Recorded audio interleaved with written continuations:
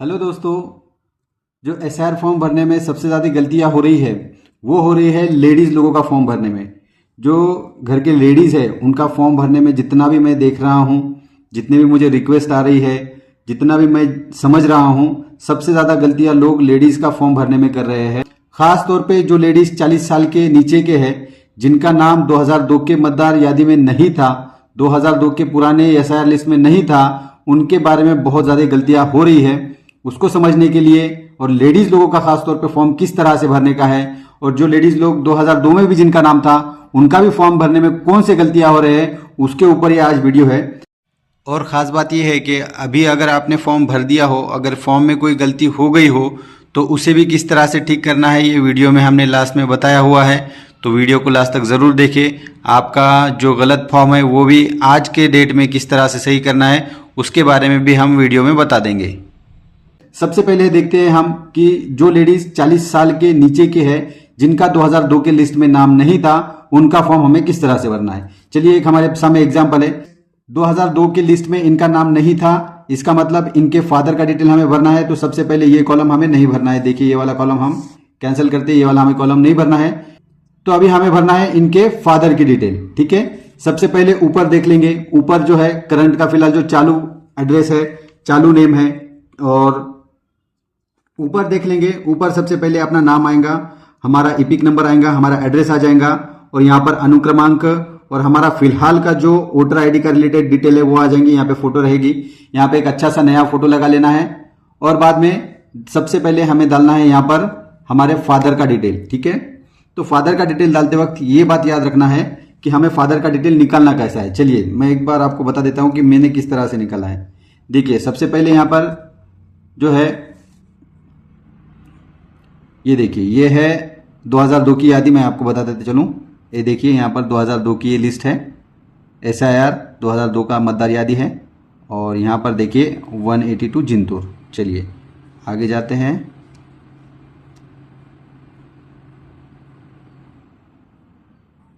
ये देखिए यहाँ पर ये डिटेल है। सबसे पहले ऊपर देखना है हमें, हमने डिटेल तो निकाल ली है।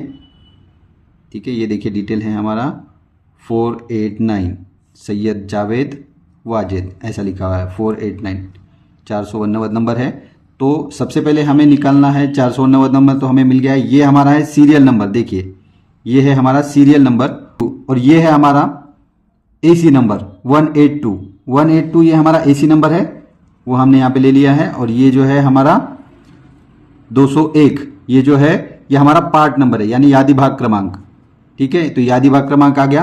और यहाँ पर देखिए फ्रेंड्स ओळख पत्र क्रमांक लिखा हुआ है। ये ओळख पत्र क्रमांक जो है ये स्टार्ट इससे होगा, स्टार्ट में ये रहेगा और उसके बाद ये नंबर लिखना है। ये आगे जाके मैं आपको बताऊंगा कि ये नंबर किस तरह से लेना है, लेकिन अभी फिलहाल के लिए याद रखिए ये नंबर हमें इंपॉर्टेंट है। ये नंबर लिखने के बाद ही ये नंबर लिखना है, क्योंकि पूरा नंबर यहाँ नहीं बैठता था, इसलिए इन्होंने इस तरह से ये सेटिंग की हुई है।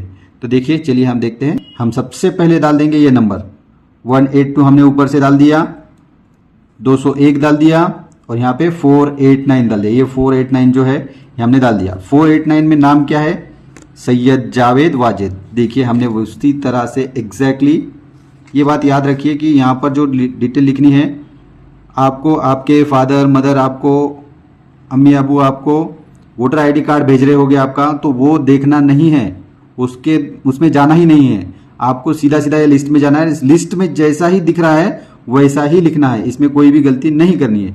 देखिए मैंने एग्जैक्टली वैसा ही डाल दिया है, सैयद जावेद वाजिद। उसके बाद उनके आगे आते हैं। देखिए यहाँ पे वो लिखा है, यानी वडील। ठीक है, वडील लिख दिया है मैंने। और उनका रिलेटिव यहाँ पर जो होता है ये उनके रिलेटिव का होता है। देखिए नातेवाईकाचे संपूर्ण नाव, ये जो होता है ना यहाँ पर उनके फादर का ही, देखिए नातेवाईकाचे नाव। तो हमें सैयद वाजिद जैसा ही यहाँ पर दिख रहा है, सैयद वाजिद वो ही लिखना है और उनका नाता लिखना है। ठीक है, बहुत सारे लोग बोल रहे हैं ये नाता यहाँ पर बेटी लिखना है क्या। ठीक है, ये वडील वगैरह लिखना है, माँ का लिख रहे थे माँ का नहीं, ये दोनों का रिलेशन जोड़ना है। ये जो है इनका और इनका, ये दोनों का हमें रिलेशन यहाँ पर लिखना है। ठीक है, ये हम रिलेशन लिख देंगे वडील। और उसके बाद सामने जैसा ही हम जाएंगे, ये देखिए वाजिद के सामने ये है उनका इपिक नंबर पुराना। ठीक है, लेकिन इपिक नंबर के आगे देखिए मैंने इपिक नंबर तो लिख दिया है यहाँ पर, ठीक है, लेकिन उसके आगे हमें डालना है ये सारी डिटेल। तो ये सारी डिटेल मैंने डाल दी है। उसके आगे मैंने उनके फादर का नाम भी लिख दिया है, ठीक है, रिलेशनशिप में वडील लिख दिया है, हमारा डिस्ट्रिक्ट लिख दिया है परभनी, उसके बाद महाराष्ट्र हमारा स्टेट का नाम, और उनका जो मतदार का नाम है तो वो लिख दिया है जिंतूर। और ये डिटेल तो हमने लिस्ट में से एज इट इज ले लिए। काफ़ी ध्यान से अच्छे अच्छे अक्षरों में खुला खुला इसे भरना है, ये ज़्यादा इंपॉर्टेंट है, ये बात याद रखिए। इसमें थोड़ा बहुत 19-20 हो जाता है चलेगा, लेकिन ये चीज़ बहुत इंपॉर्टेंट है। उसके बाद सबसे ज़्यादा गलतियां हो रही है यहाँ पर और सबसे ज़्यादा कंफ्यूजन है ये पार्ट में। ये पार्ट है हमारा डेट ऑफ बर्थ, ठीक है। अभी मेरे एग्जाम्पल में प्रॉब्लम ये है, यहाँ पर मेरे वाइफ का जो डेट ऑफ बर्थ है आधार कार्ड पे कुछ और है, मतदान कार्ड पे कुछ और है, और उनका एक्चुअल डेट ऑफ बर्थ कुछ और है। अभी ये तीनों में से डालना कौन सा है, ठीक है, तो वो डालना है हमें जो एक्चुअल है।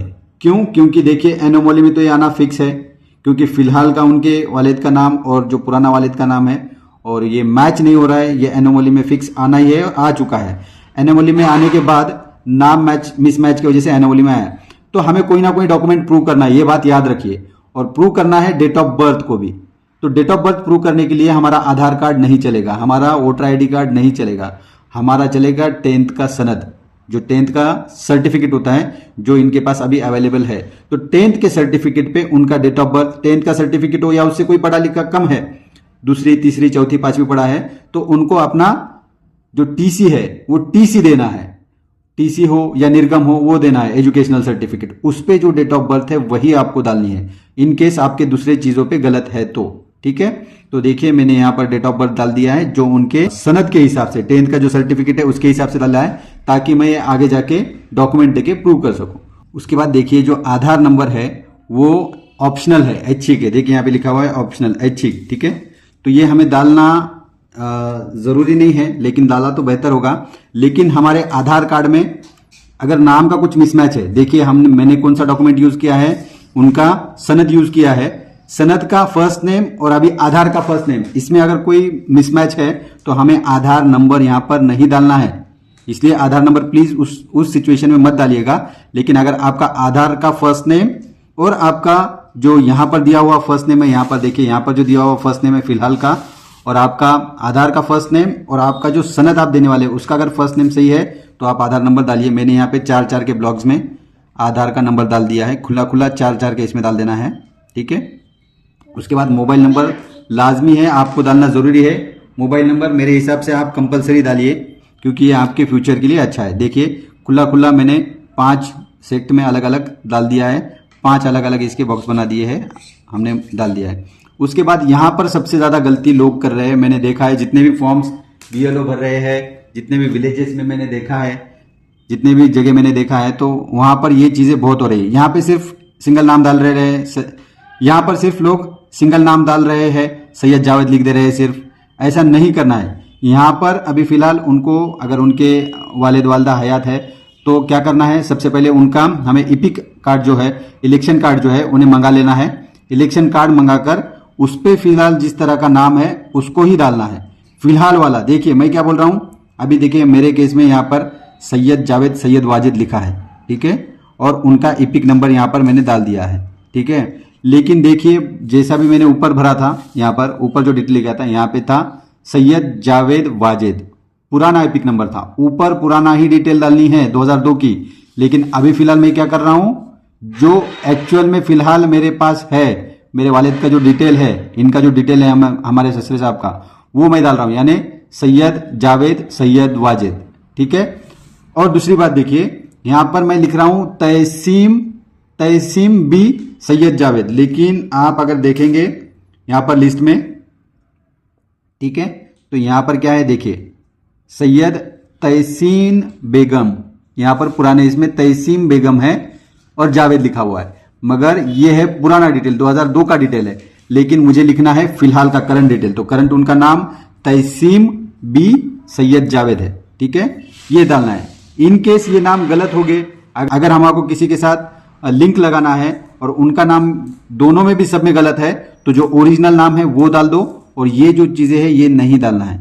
इस सिचुएशन में ये जो मतदान कार्ड का नंबर है ये नहीं डालना है, क्योंकि ये यहाँ पर ऑप्शनल भी है। देखिए असलियास डालना है, नस्लियास नहीं डालना है। तो अगर हमारा नाम में कोई प्रॉब्लम है, ओरिजिनल नाम हमें लिखना है तो ओरिजिनल नाम यहाँ पर पूरा नाम लिखो। लेकिन बहुत सारे लोग यहाँ पे क्या काम कर रहे हैं, तहसीम भी सिर्फ इतना ही लिख रहे हैं। तो ऐसा ना करते हुए हमें पूरा नाम लिखना है, और अगर सही नाम है तो हमें ईपिक नंबर भी डालना है, अगर नहीं है तो ईपिक नंबर छोड़ दीजिए और सिर्फ सही नाम पूरा लिख दीजिए। दूसरी बात, बहुत सारे यहाँ पर दूसरी भी गलती कर रहे हैं कि यहाँ पे हस्बैंड का नाम नहीं लिख रहे। सबसे बेसिक तो चीज यही है कि आपका 2002 में फादर के साथ कनेक्शन है, लेकिन आपको फिलहाल आप जहां आपकी शादी हो गई है उनके साथ कनेक्शन लगाना जरूरी है। बहुत सारे लोग ये जो कॉलम है वाइफ के लिए ये एम्प्टी छोड़ रहे हैं, ये खुला छोड़ रहे हैं, ठीक है। तो इसको खुला ना छोड़ते हुए हमको क्या करना है कि यहाँ पर इसको अच्छे से फिल करना है। तो यहाँ पर फिलहाल का जो उनके हस्बैंड का डिटेल है उनका प्रॉपर नाम लिखना है, जो ईपिक नंबर है, जो मतदान कार्ड नंबर है उसको लिखना है, ताकि दोनों का रिलेशन और कनेक्शन हो जाए, क्योंकि ये आगे चल के इनके बच्चों के लिए बहुत ही ज्यादा जरूरी होने वाला है। अगर आप ये नहीं लिखोगे तो आपका 2002 में जो अभी फिलहाल का जो लिस्ट हो रही है उसमें 2026 में आपका कनेक्शन नहीं लगेगा। तो ये आने वाले वक्त के लिए आपको थोड़ा सा मुश्किल दे होगा। ये लिख देना है। ये लिखने के बाद देखिए यहाँ पर साइन कर देना है, रिलेशन लिखना है, क्योंकि यहाँ पर लिखा है मतदाराची सही, डाव्या हाताचा अंगठा, नाते संबंध नमूद करा, ब्रैकेट में नाते संबंध नमूद करा, देखिए यहाँ पे लिखा हुआ है।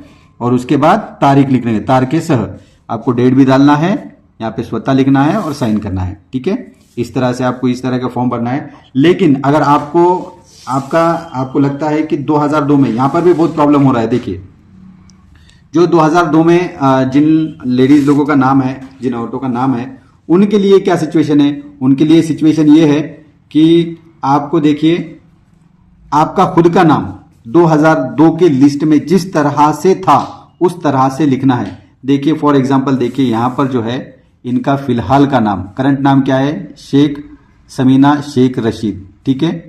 और ये उनका फिलहाल का ईपिक नंबर है, ठीक है। लेकिन अगर आप देखेंगे यहां पर रशीद नाम है और यहां पे देखिए शेख शमीना भी है, ठीक है। ऊपर समीना था, यहाँ पे शमीना भी है, यहाँ पे शेख पूरा नहीं है, सिर्फ शे है, और रसीद है, रशीद नहीं है, ठीक है। ये चीज हमें एग्जैक्टली फॉलो करनी है। हमको 2002 में जैसा नाम था वैसा लिखना है, चाहे वो गलत हो या जो भी हो, आपको जैसा है वैसा ही नाम यहाँ पर लिख दिया है, देखिए।